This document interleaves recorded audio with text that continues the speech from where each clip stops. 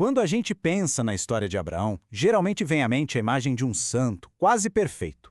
Mas e se a gente olhasse para ele como uma pessoa de verdade? Alguém complexo, com falhas, com cicatrizes? É exatamente essa a proposta da análise de hoje. Mergulhar numa jornada de fé que não tem medo de mostrar as suas imperfeições.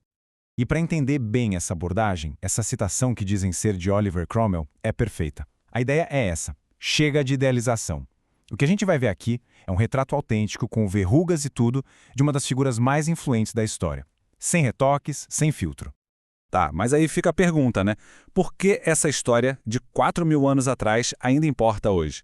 É que a jornada de Abraão funciona quase como um mapa para a gente navegar num mundo que muitas vezes rejeita a fé, um ambiente bem parecido com o mundo politeísta em que ele viveu. Ele foi, de certa forma, um pioneiro da crença em um único Deus. Então, vamos começar. A história dele já começa de um jeito uau, com uma das decisões mais radicais que alguém poderia tomar. Pensa só no tamanho do que ele abriu mão. Aos 75 anos, ele largou uma cidade super avançada para a época. Deixou para trás família, segurança, bens, literalmente tudo que ele conhecia. E para quê? Para seguir uma promessa, rumo a um lugar que ele nem sabia onde era. É o que a gente chama de um verdadeiro salto no escuro, um ato de fé total.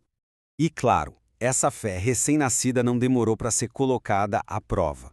E o interessante é que os testes vieram de duas formas bem diferentes. Pela dificuldade, que a gente até espera, mas também pela prosperidade, o que é bem mais surpreendente.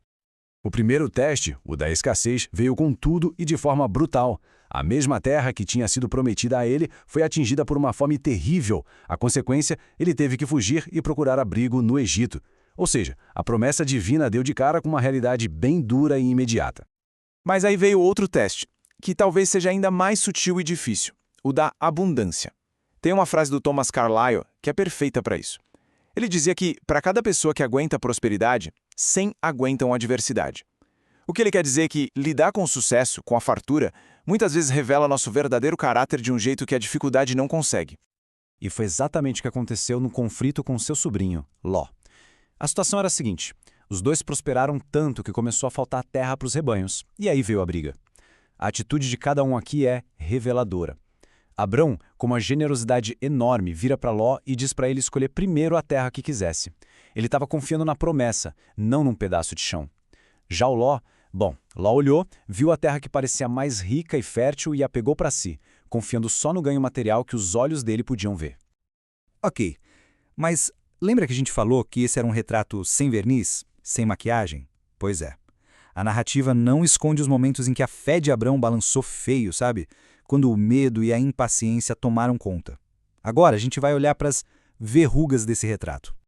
E um dos maiores gatilhos para essas falhas foi a impaciência. E olhando os fatos, dá para entender o porquê. A promessa de que ele teria um herdeiro demorou 25 anos para se cumprir. 25 anos. Imagina só o que é esperar um quarto de século por algo que foi prometido divinamente. Nessa longa espera, o que aconteceu? Abrão e Sara resolveram dar uma mãozinha para Deus. A decisão de ter um filho com Hagar, a serva de Sara, acabou gerando consequências dolorosas e um conflito que marcou a família por gerações. Isso revela outra fraqueza profunda dele: o medo. E o pior é que não foi um deslize isolado. Ele mentiu sobre sua esposa Sara ser sua irmã em 2 ocasiões diferentes, com anos de intervalo, por puro medo de ser morto. Isso mostra um padrão, sabe? Uma falha de caráter recorrente com a qual ele claramente lutava. Então, a gente chega na grande questão, né? Com todas essas falhas, essa impaciência, esse medo, por que afinal Abraão é apresentado como um modelo de fé? O que dá para aprender com essa jornada tão humana?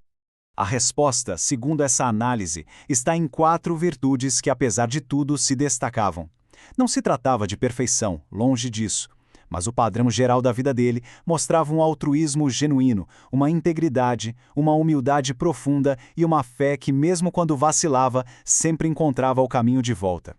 E o impacto dele é uma coisa de louco. Pensa só, mais da metade da população do planeta hoje, isso mesmo, metade do mundo, judeus, cristãos e muçulmanos, todos eles de alguma forma traçam suas raízes espirituais de volta a Abraão.